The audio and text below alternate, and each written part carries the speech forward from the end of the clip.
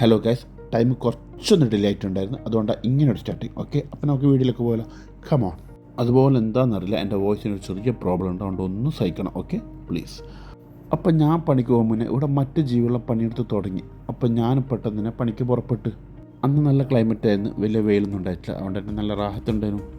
Last ഞാൻ സൈറ്റിലെത്തി. So welcome to part 2 of my work video.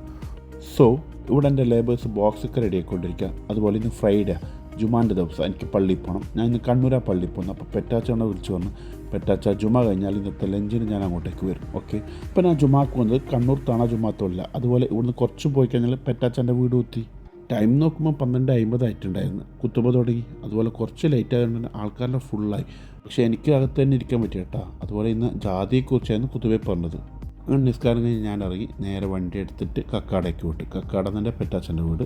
അപ്പോൾ ഇതാണ് കക്കാട്. കക്കാട് തുടങ്ങുന്നത് തന്നെ ഒരു പള്ളിയിലാണ്. ഒരുപാട് പള്ളിയുണ്ട് കക്കാട് വെള്ളിയാഴ്ചയിൽ നല്ല രസമാണ്. അങ്ങനെ ഇതാണ് എൻ്റെ പെറ്റാച്ചാൻ്റെ വീട്ടിലേക്കുള്ള വഴി. പെറ്റാച്ച എന്ന് പറഞ്ഞു കഴിഞ്ഞാൽ കണ്ണൂർ ജില്ലയിൽ ഉപ്പാൻ്റെ സഹോദരിമാരെയാണ് പെറ്റാച്ച എന്ന് പറയുക. ഓക്കെ, അപ്പോൾ പെറ്റാച്ച കോയിനെ വാങ്ങിയെന്ന് പറഞ്ഞു. അപ്പോൾ ഞാൻ കോയിനെ നോക്കാൻ വേണ്ടി പോവാം. പഞ്ചായത്തിൽ നിന്ന് കിട്ടിയ 5 കോഴിയുണ്ട്. പിന്നെ ഉള്ളിക്കേരിയൊക്കെ മിക്കാക്കിലെത്തിയിട്ടുണ്ടായിരുന്നു. അതുപോലെ പെറ്റാച്ചിന്ന് ഉണ്ടാക്കിയത് ബീഫിൻ്റെ ബിരിയാണി എങ്ങനെയുണ്ടെന്ന് ഞാൻ കഴിച്ചിട്ട് പറഞ്ഞുതരാം. ഓക്കെ, പപ്പടം വെച്ച് പ്ലേറ്റ് വെച്ച് ഇരുന്നതിന് ശേഷം പെറ്റാച്ച പ്ലേറ്റിൽ ബിരിയാണി ആദ്യം വിളമ്പി തന്നു. പിന്നെ ഉള്ളി തക്കാളി സാലഡ് ഇട്ടെന്ന്. പിന്നെ ഞാൻ എന്താക്കി, ആ സാലഡും എടുത്തിട്ട് ചോറിൽ കുറച്ചായിട്ട് മിക്സ് ചെയ്തിട്ട് അങ്ങ് കഴിച്ച്. മോനെ അടിപൊളി. പിന്നെ മാങ്ങ ഉണ്ടായിരുന്നു. അപ്പോൾ അതും കഴിച്ചിട്ട് ഞാൻ നേരെ ബാക്ക് ടു വർക്ക്. അങ്ങനെ എന്നെ എപ്കോ എന്ന് വിളിച്ചിട്ടുണ്ടായിരുന്നു, എൻ്റെ സാധനം എത്തിയെന്ന് പറഞ്ഞിട്ട്. അപ്പോൾ അതും കളക്ട് ചെയ്തിട്ട് ഞാൻ നേരെ എൻ്റെ സൈറ്റിലേക്ക് പോയി.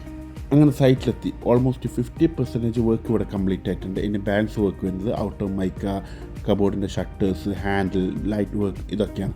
അപ്പോൾ ഇന്നത്തെ വീഡിയോ ഇത്രയേ ഉള്ളൂ. Okay guys, thank you for watching full video. നമുക്ക് അടുത്ത വീഡിയോയിൽ കാണാം. Okay, by.